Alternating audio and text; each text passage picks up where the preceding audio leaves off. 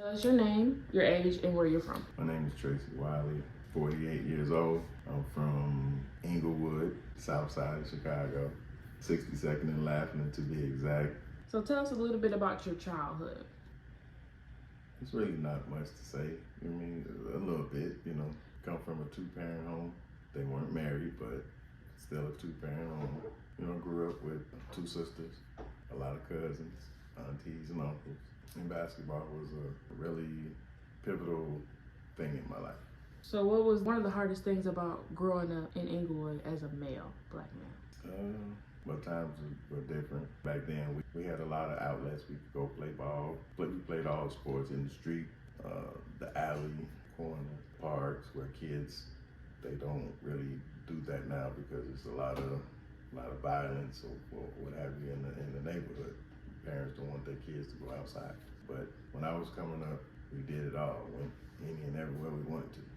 So you do have quite an extended family when it comes to like your siblings and stuff. So do you think that if you grew up with your brothers from birth versus meeting them when you're older, do you think that would have changed something? It could be. My cousins were my brothers, so are my brothers still to this day. Mm-hmm.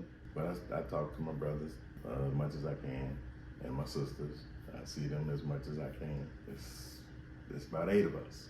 My dad was Rolling Stone. Right.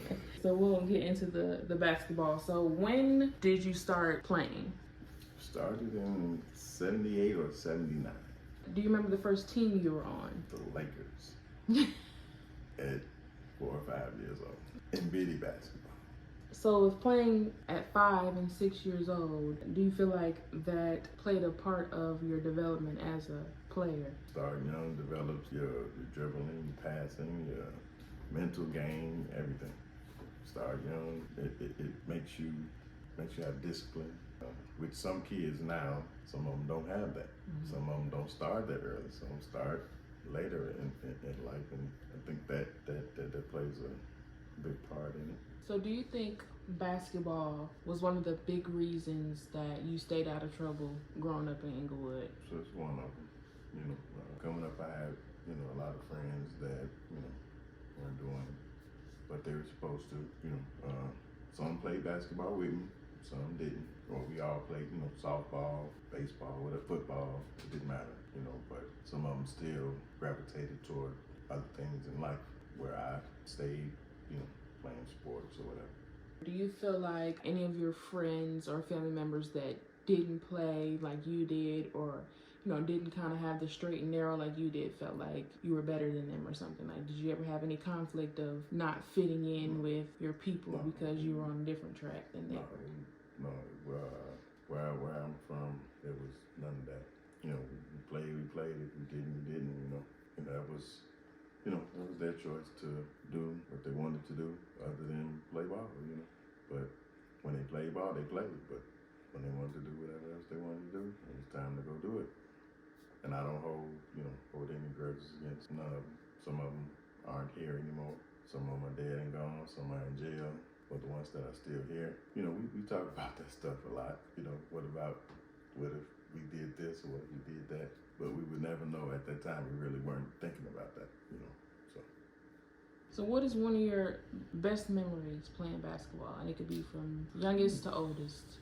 Yeah, it's a lot. But one is I went to Thule Park. I was about 13 or 14. It was an inside gym. One rim was crooked. It was cocked to the left, while the other rim was straight. So we're playing back and forth, and I stayed to the left, the side where the rim was crooked. I shot lights. I think I had 50 points that game at the age of 13 or 14. So that was a big moment in coming up. And I ran into 3 guys that from that one game I still talk to this day. One guy's passed away, but the other 2 I still talk to this day. Ron Carter and James River. Okay. So speaking of parks, what are your top 3 favorite parks that you've stepped foot in? I played in a lot of parks around. Thule's one of them. Ogden Park that's the main park that played in every day, Monday through Sunday. In the summertime, but when school was in, of course, you could only play on the weekend. But Ogden Park is the best, and Murray Park. Murray Park is a park that I used to play against Derrick Rose's oldest three brothers, Reggie Rose, Dwayne Rose, and Allen Rose.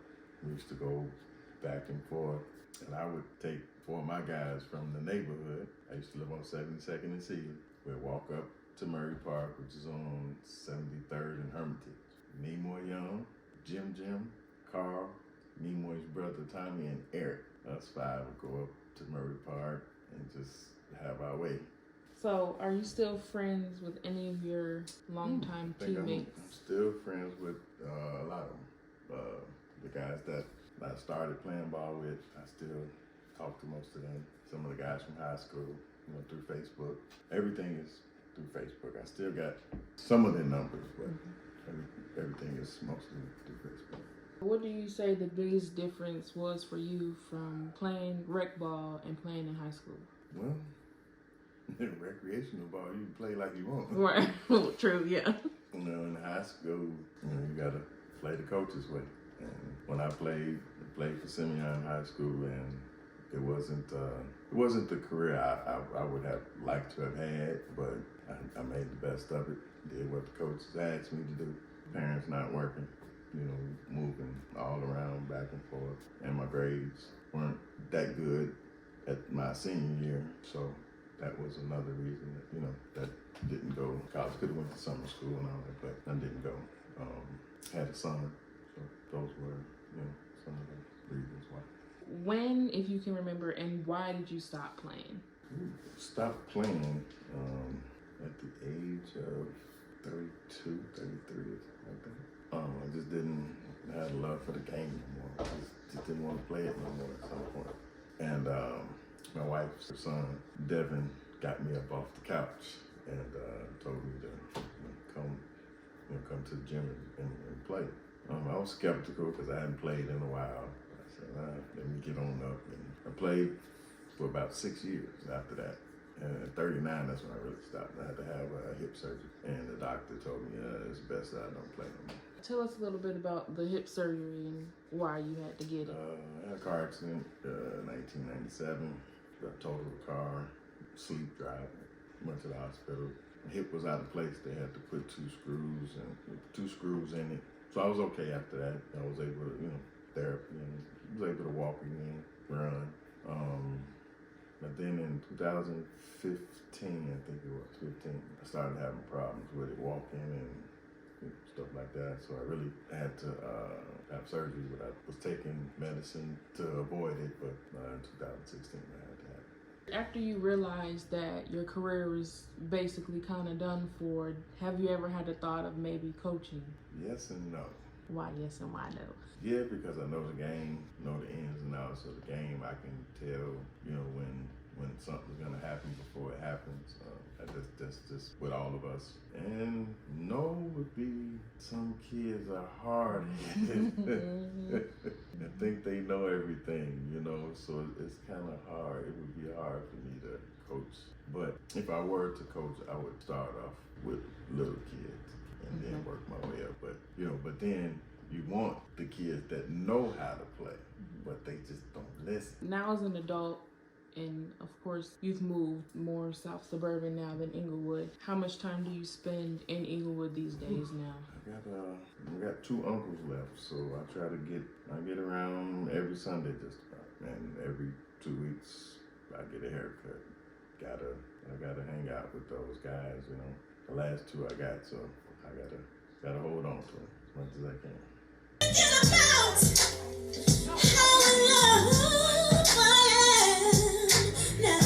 So has your kind of rocky childhood, I guess, home life, has that ever gotten in the way of basketball? Well, in high school, I missed a lot of practice. I had to stay home and babysit my two sisters that were 2 and 4 at the time. But before then, no, I didn't miss I missed a lot of practice, but I had to stop playing my bitty basketball because, parents stopped working. You got to, you got to pay for play basketball. So, I had to stop that at like age 12. So what impact did losing your father have on your life? Well, I lost him kind of late, but he was a big influence. He started me playing the game. He was right there with me, and I always say that was only successful because he was next to me. But by him not being there, it kind of made things difficult. Some people understand that, like you got LeVar Ball boys, their dad is right there. John Morant's dad is right there. My dad would have been right there, but other things took him the other way, his choice. At 17, I knew that I wasn't gonna go to the next level. So do you feel like your life would be any different, good or bad, if you never picked up a basketball? I have no clue because that's all I did. I didn't do anything but that, so I don't know how my life would be without it, or where I would be without that, because playing that, I met a lot of people, played against a lot of guys from Chicago, so I couldn't even imagine not playing. I've never even thought about it. I never thought about it. To wrap things up, if a 14-year-old boy from Englewood came up to you and asked you what's the best thing you could tell him, what would you tell him? Family. If I didn't have my aunts and uncles, that's one reason why I'm still sitting here today, able to talk about this story. So I would tell that kid, if he has, some aunts, uncles, a big brother, or, somebody that's older that can talk to him and listen.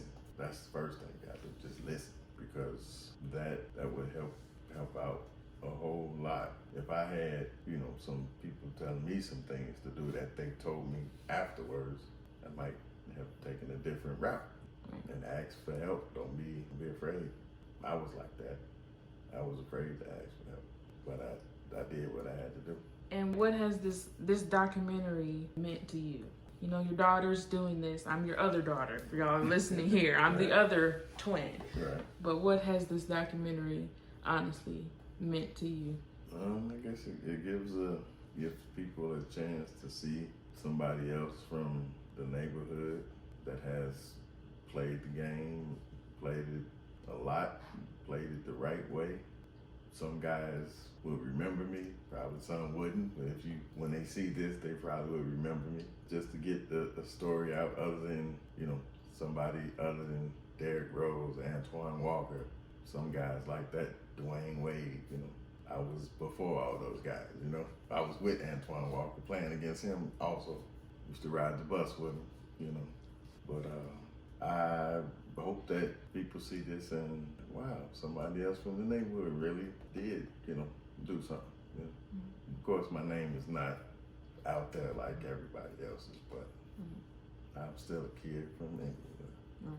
So any closing remarks, anything you would like to say, anybody you would like to speak about? I would like to dedicate this to a good friend of mine. His name's Emery Robinson. We met at 10 years old.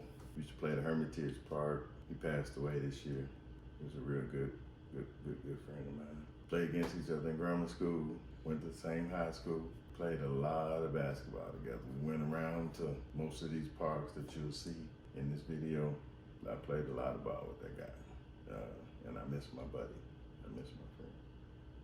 Some of the guys that I grew up playing ball with, Michael Irvin, the Irvin family. My granddaughter plays with Mac Irvin, Brian Austin, Reno. Him and Mike coach Kingwood High School together. A guy named Vincent Weaver, he's a good friend of mine. Still talk to him. My cousin Gary, I met him playing ball growing up. Didn't know he was my cousin until my mom came to the gym and saw him, said that's your cousin. We still talk to this day. Like I said, my buddy Ron Carter, I met him at 14. I talk to him almost every day. We went to the same high school together. Brian Notry family, we all grew up playing ball together. A couple of guys from Powell School over east. I used to play at Rainbow Beach with these guys, Charles, his brother Wesley, my buddy Renwick, and another buddy Shamari. We all played grammar school ball together. Oh, and I played ball with Common growing up. And it's a picture of him in this video. Watch it. As I end this video that my daughters have done for me, I want to thank them. Alexis, Wiley, Wiley, and my son, Tracy Jr. I also like to thank a lot of guys that I played ball with. I would like to thank Victor LeGrone, AKA Alpo, Michael Hicks, Vincent Hicks, Sheldon Patrick, AKA Black, Ralph, Big Ralph as we call him. I'd like to thank Hook, my Uncle Blue, my cousins, Rick, Reggie, and Ro, my buddy Jeff. I can't name them all, but most of the guys that I play with at Ogden Park. That's it. Peace.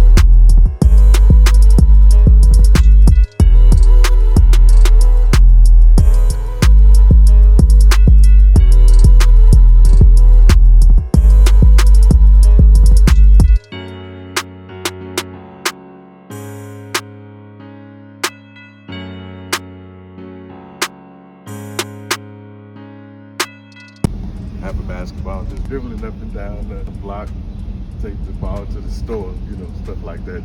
Just always keeping myself sharp with basketball.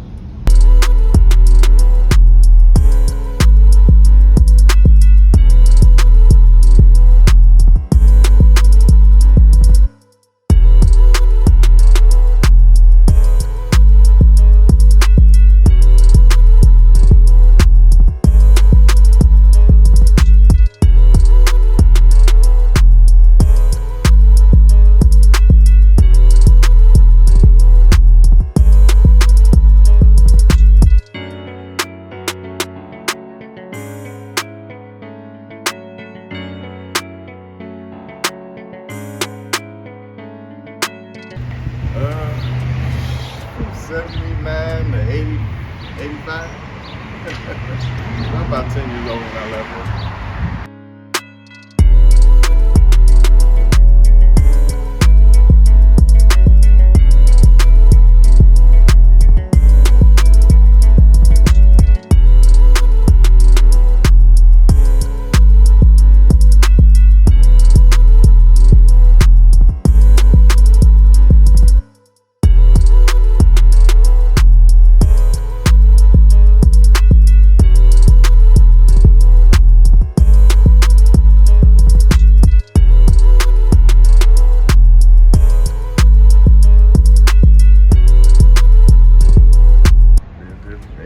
To 87, 7465 South Shore Drive.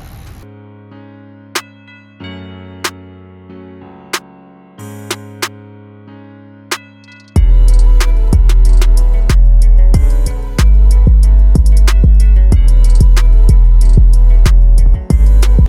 used to have some good games down here. Bring back good old memories.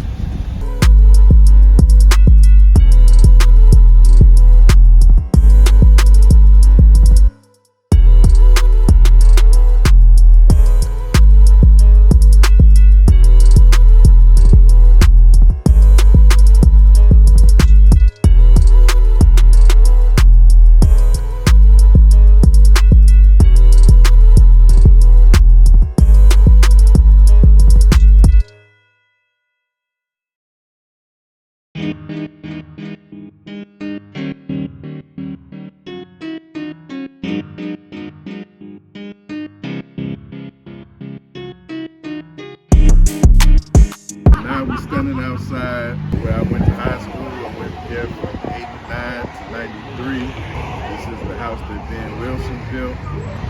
Played here with a whole lot of great players. Hell of a school with a lot of tradition. It's real good to be a part of this family.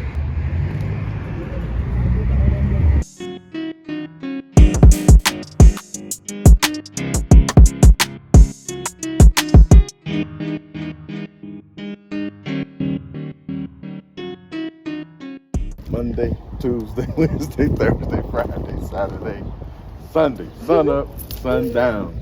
He was in this park playing, man. There's nothing about no other park. This is the best one.